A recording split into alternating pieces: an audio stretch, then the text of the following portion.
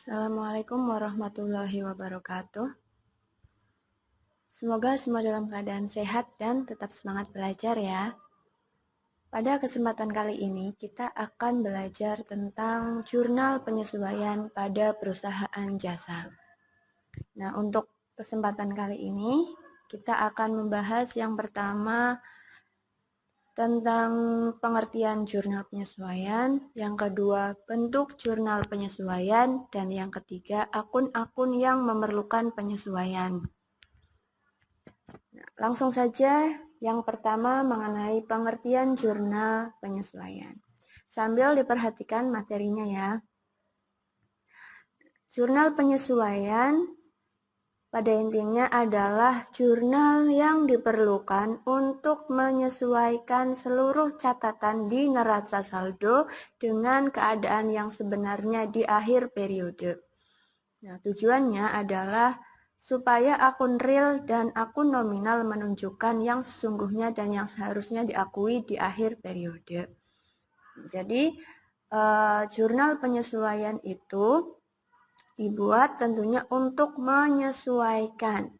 Karena saldo yang tertera pada neraca saldo atau trial balance itu belum mencerminkan keadaan yang sebenarnya.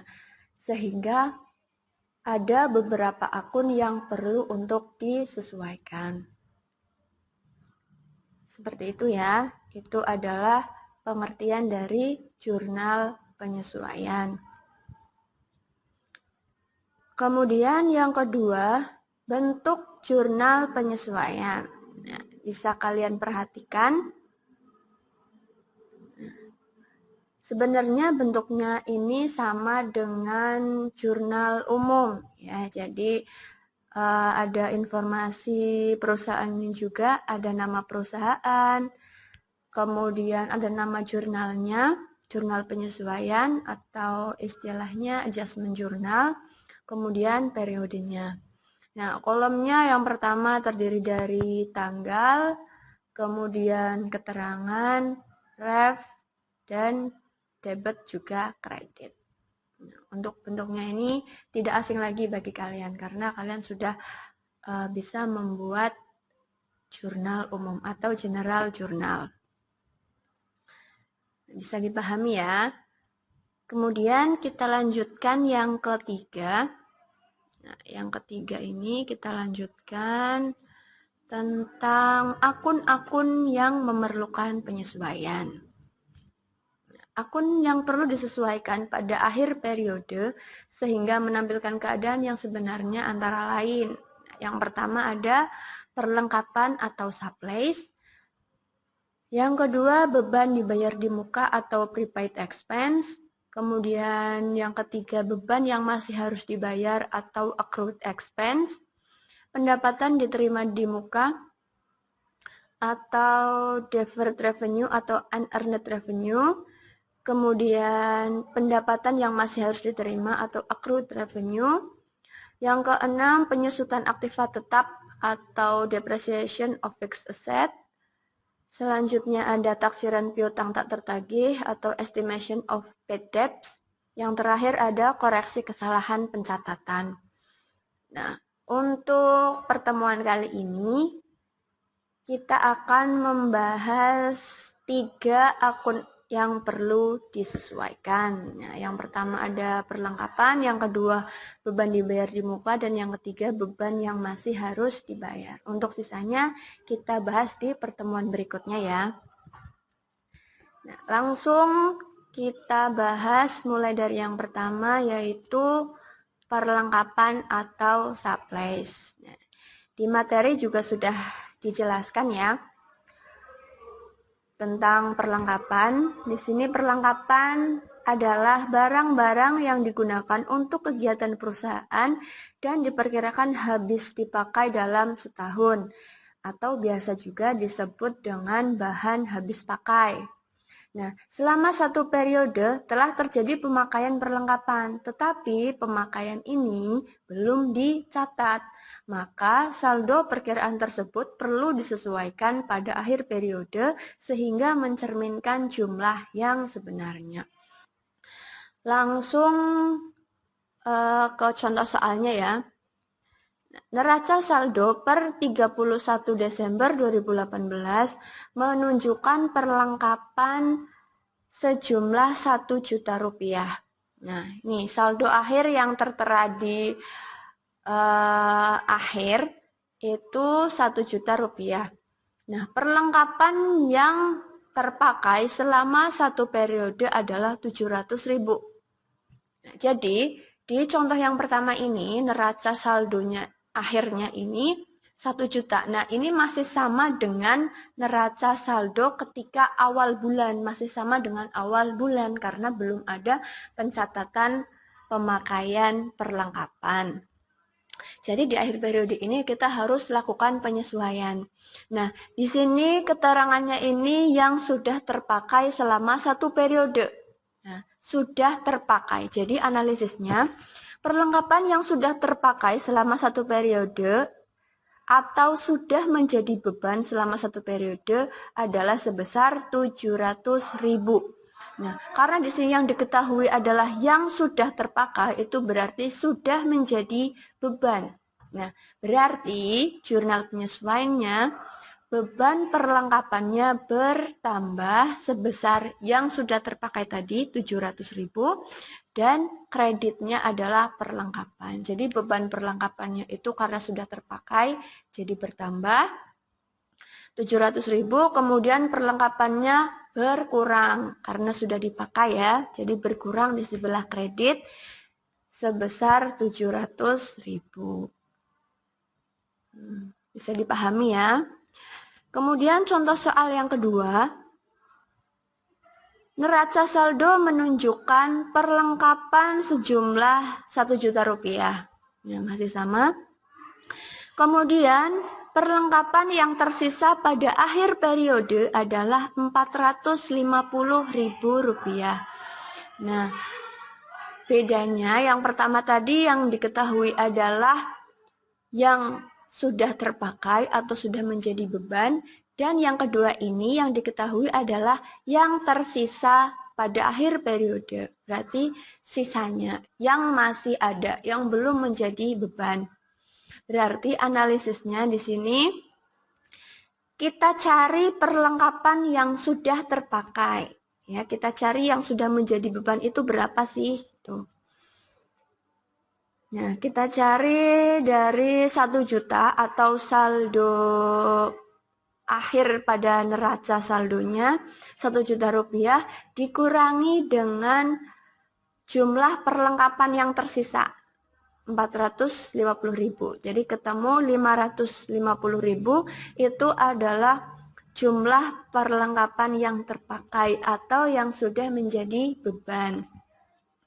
Tinggal kita buat jurnal penyesuaiannya, berarti beban perlengkapannya bertambah sejumlah yang sudah terpakai yaitu 550.000 rupiah di debit. Kemudian di sisi lain perlengkapannya berkurang karena sudah dipakai di sebelah kredit sebesar 550.000. Kemudian yang kedua. Yang pertama sudah paham ya.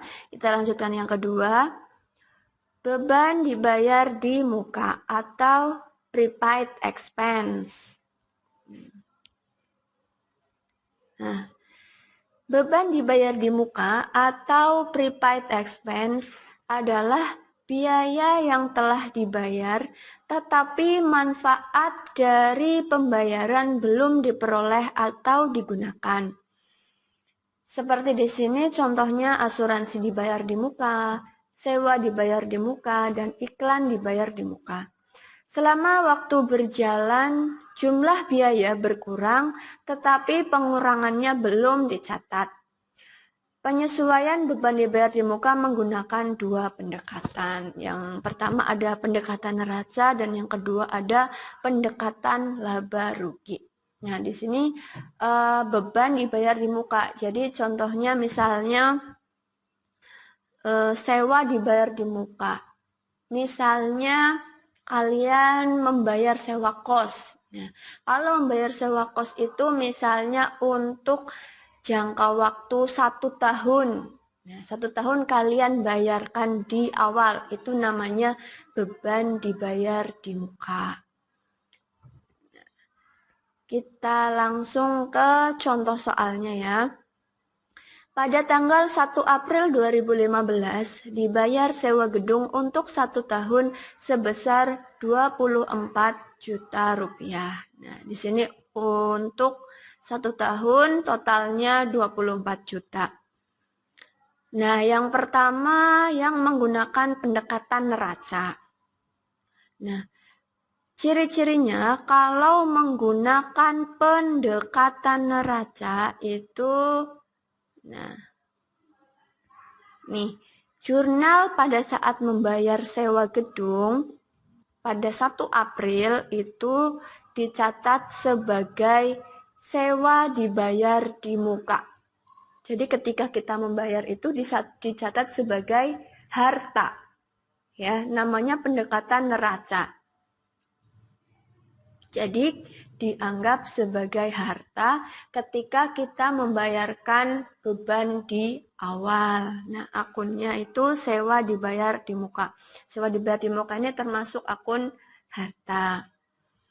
Nah, ketika kita membayar berarti sewa dibayar di mukanya bertambah, hartanya bertambah sebesar 24 juta.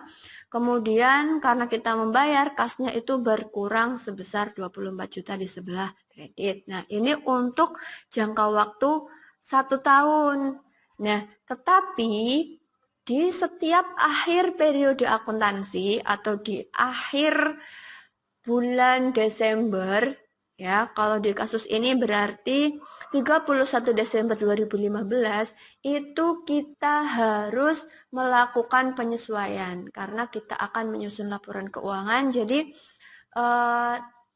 kita harus membuat jurnal penyesuaian terlebih dahulu supaya laporan keuangannya nanti juga mencerminkan keadaan yang sebenarnya, yang benar-benar sudah menjadi beban. Nah, karena sewanya ini juga untuk 1 tahun, berarti sampai bulan Desember itu kan sebenarnya belum habis, tapi karena kita mau menyusun laporan keuangan, jadi kita harus membuat jurnal penyesuaian. Nah, perhitungan penyesuaiannya, karena menggunakan pendekatan neraca, maka yang dicatat di jurnal penyesuaian adalah yang sudah terpakai atau sudah menjadi beban. Ya, ini yang perlu digarisbawahi, kalau menggunakan pendekatan neraca, yang dicatat di jurnal penyesuaian adalah yang sudah terpakai atau sudah menjadi beban. Berarti kita cari jumlah yang sudah terpakai atau sudah menjadi beban adalah dari tanggal 1 April 2015 sampai dengan 31 Desember 2015. Berarti kita hitung dari awal April, berarti April, Mei, Juni, Juli, Agustus, September, Oktober, November, sampai akhir Desember. Ya, karena mulainya tanggal 1, jadi ketemunya 9 bulan. Jadi jumlah sewa gedung yang terpakai atau sudah menjadi beban adalah 9/12. Karena yang sudah terpakai itu 9 bulan per 12 bulan dikali jumlah sewanya 24 juta. Ketemunya sama dengan 18 juta rupiah. Ini jumlah sewa gedung yang sudah terpakai atau sudah menjadi beban. Tinggal kita buat jurnal penyesuaiannya. Berarti beban sewanya, bebannya bertambah. Ya, di sebelah debit sebesar yang sudah terpakai tadi 18 juta. Kemudian karena di awal 1 April tadi kita mencatatnya sebagai harta, sebagai sewa dibayar di muka, karena ada yang sudah terpakai, berarti sewa dibayar di mukanya berkurang di sebelah kredit sebesar 18 juta. Nah, itu untuk pencatatan menggunakan pendekatan neraca. Sudah paham ya? Kita lanjutkan yang kedua, menggunakan pendekatan laba rugi. Nah, ketika menggunakan pendekatan laba rugi, di sini, jurnal ketika membayar sewa gedung pada tanggal 1 April 2015 itu dicatat sebagai beban sewa. Nah, makanya pendekatannya namanya pendekatan laba rugi atau ada yang biasanya menyebutnya juga pendekatan beban.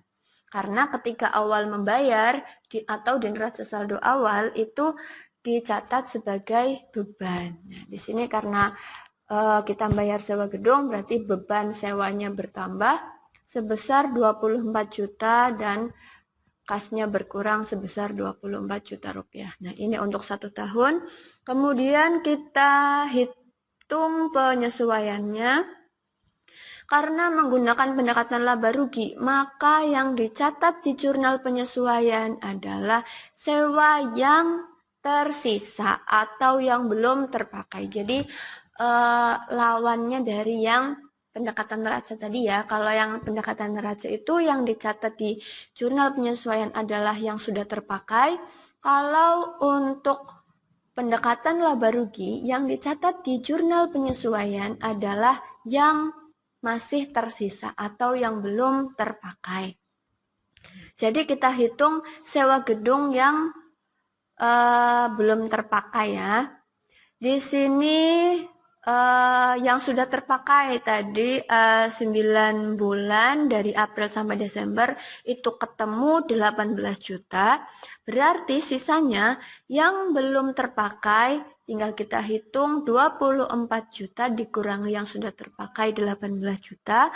Berarti yang masih tersisa atau yang belum terpakai adalah 6 juta rupiah. Nah, setelah itu tinggal kita catat di jurnal penyesuaian. Ya, berarti karena ketika di awal pembayaran sewa itu kita catat semuanya sebagai beban sebesar 24 juta. Padahal di akhir periode itu masih ada sisanya. Berarti yang masih tersisa itu adalah masih menjadi harta. Hartanya bertambah, berarti sewa dibayar di mukanya di sini bertambah sebesar sisanya yang belum terpakai, yaitu di debit sebesar 6 juta rupiah. Nah, kemudian bebannya juga berkurang di sebelah kredit karena ada yang belum menjadi beban. Jadi bebannya berkurang sebesar yang belum terpakai juga. Ya, 6 juta rupiah di sebelah kredit. Seperti itu yang menggunakan pendekatan laba rugi. Nah, bisa dipahami ya? Terakhir, untuk pertemuan ini kita membahas jurnal penyesuaian untuk akun beban yang masih harus dibayar atau accrued expense.